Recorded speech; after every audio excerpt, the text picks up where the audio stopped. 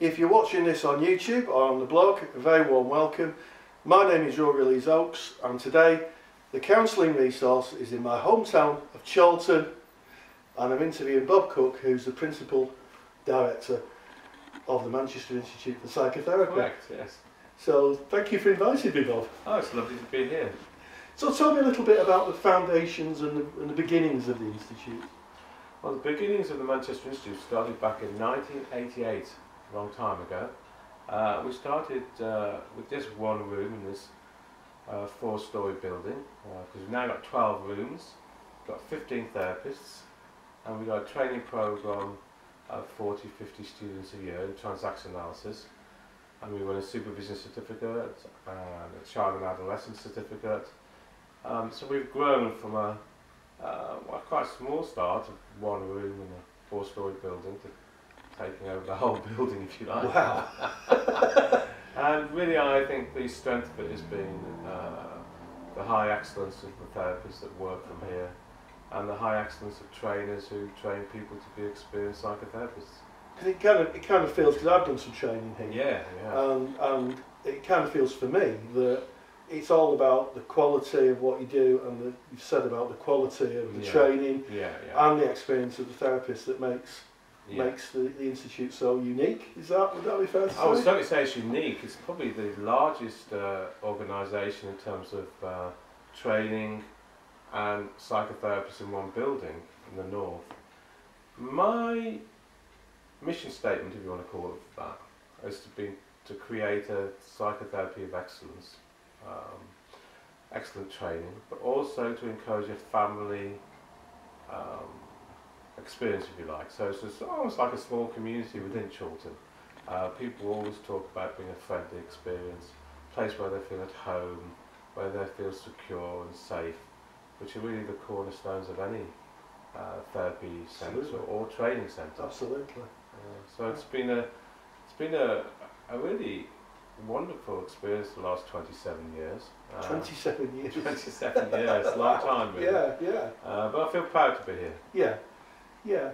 And I guess that your kind of interest and domain isn't just here. You've got a lot of websites that you've developed, and you're quite proactive in developing. How many have you got now, Bob? I've lost count. We've got 7 or 8 at the last count. We've got therapyresearch.co.uk, which is looking at the research, which is the cornerstone of therapy and how it works, and the difference in the different modalities. We've got a Manchester Institute website, mcpt.co.uk, which looks at all the different courses we offer, the CPD programs, the therapists that work here. And there's about 60 to 70 pages on that, so it's quite a big website. We've got a website for the adolescent and child certificate that we run here called childtherapyworld.com, which is look at the world of children and adolescent training. We've got a really quite a unique website in supervision. We've got quite a few, you can see. We've also got a YouTube channel now called TA Therapy, which is your part of, which is really good. So we've got a lot going on, and we're launching a brand new website called talktomenow.com, which is all about internet counselling. Sure. And do you think that is a growing area of research has really shown that. Because there's many parts of the community which is not accessible. And also people with disabilities, people who are stuck at home, people who can't get out. They also need a place to talk and people to talk to. And I think it's very good for short, brief, focal counselling. I'm not so sure in terms of 2 or 3 years in depth counselling, but certainly for 10, 20 weeks counselling, I think it's great. Internet counselling is going to be really big, I think. Sure. And am I right in saying that you use Skype for your supervision? Because I know when I came here, you talked about using Skype, and have you got supervisees all over the country? Yeah, and internationally, because I used to train in Australia and in Slovenia. So I supervise people in Australia and Slovenia, and of course different parts of the UK. And Skype's really good for supervision. Skype is also going to be used on the internet counselling sites as well as MS messaging, But in terms of supervision, I've used Skype a lot. I've even used Skype for therapy. So Skype is something which is really going, and it will become a big part of the future, I think, of counselling.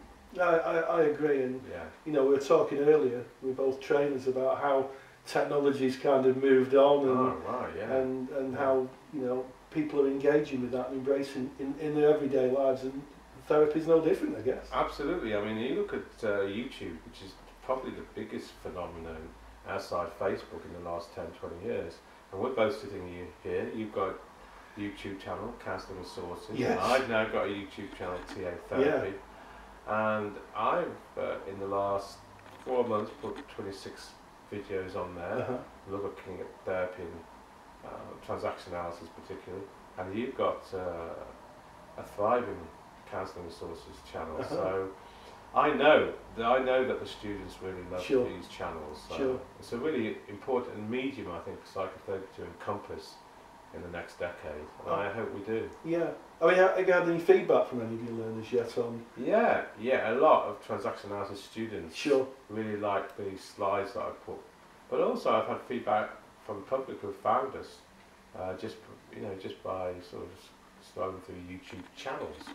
But most of all, it is for the learners, you're right, and they like the idea of some of the videos and seeing therapy in action and talking through some of the theory behind therapy. So it's a very visual experience, which is what they like most of all, I think. Yeah, and there's a lot of discussion now in teaching circles with pedagogies called blended learning, where learning is done kind of not only in the classroom environment but also at a distance at home. And you know, so I guess what I'm hearing is it kind of extends the learning experience from here, maybe. Oh, very much. I mean, people, of course, have different learning styles. As you know, kinesthetic styles, audio styles, and different ways of taking information.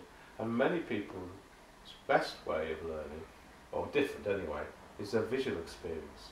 So they like to be able to see things visually to enable their teaching styles. So I'm very much a fan of the visual experience of learning. Absolutely.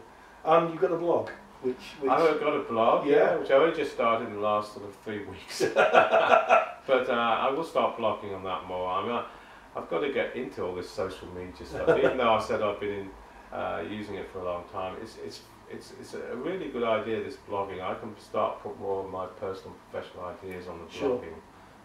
So that's something which I'm sure I'll use more as we go on. The other thing I've started, which I haven't mentioned, is a low-cost therapy here. I've got a website for that, which is lowcosttherapy.com. And that's very important for people who perhaps haven't got the expense to be able to afford the prices privately, counselling and therapy. So they come to my low-cost clinic. And a lot of people have found out about the low-cost clinic through the internet and through the website. And I think I will use the YouTube channel to do some videos about the low-cost side that we in this recession that I think therapists and counsellors perhaps can look to encompass and help people. Because it is difficult, isn't it, at the moment, with charities losing funding and the general kind of state of the economy, to make sure that people can get therapy. Definitely, and I think that has to be looked at, and I hope the low-cost clinic helps in that. Okay.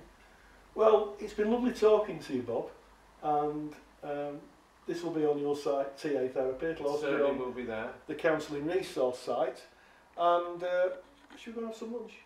Let's go have some lunch. So thank you very much. And thank you for watching. Bye-bye.